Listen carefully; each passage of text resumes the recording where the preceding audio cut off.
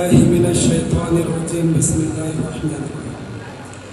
हाजी बल्किसुर मियां senior आलिम मदरसा में class की किताब पढ़ने के साथ साथ मेरा आका के प्यार भी सिखाया जाता है। हाजी बल्किर मदरसार मध्य क्लासের किताब পড়ার সাথে সাথে নবীর মহব্বত শেখানো হয়। এটা এই মাদ্রাসার মধ্যে। তা আমার উস্তাদ যখন মিশকাতুল মাসাবির পড়ায় এভাবে বলে 12 নম্বর পৃষ্ঠা 7 নম্বর লাইন 7 নম্বর হাদিস हज़रत अनस रज़ियल्लाहु ताला अन्हु बयान कर रहा है रसूल पाक सल्लल्लाहु अलैहि वसल्लम ने नूरानी ज़बाने फरमाने लगे अमर नबी था नूरानी ज़बाने बोलें तुम में से कोई मोमिन नहीं हो सकता तुम्हारे मध्य क्यों ईमानदार नहीं हत्ता कि मैं उसके वालिद उसके औलाद और तमाम लोगों से ज्यादा महबूब ना हो जाए पृथ्वीर मध्य निजेर सन्तान निजेर माँ बाप आत्मीय स्वजन থেকে যতক্ষণ আমার নবীকে বেশি মহব্বত করবে না ওই ব্যক্তি ঈমানদার নয়। সেটা আমার উস্তাদের জবানে আমি শুনেছি, সেজন্য বললাম।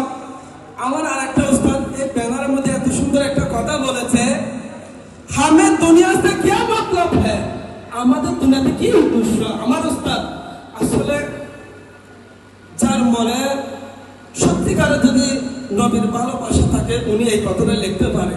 আমার উস্তাদ দেখছে দুনিয়া से क्या मतलब है, ভাই দুনিয়াতে আমাদের কি উদ্দেশ্য? আমাদের একটাই উদ্দেশ্য কোরআন হাদিসের ইলম অর্জন করা। মাদ্রাসা है ওয়াতান আপনা, মাদ্রাসা আমাদের জন্য।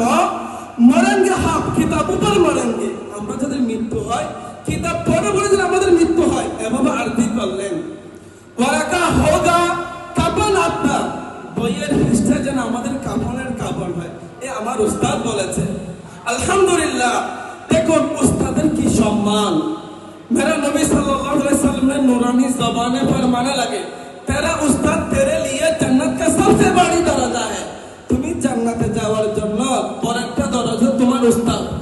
अगर तूने उस्ताद को नाराज कर माफ पाए, তুমি যদি কোনো কারণে উস্তাদের নারাজ হয় তো तेरे लिए जन्नत का दरजा खोल ना सकेगा, তোমার জন্য কোনোদিন জান্নাতের দরজা খুলবে না।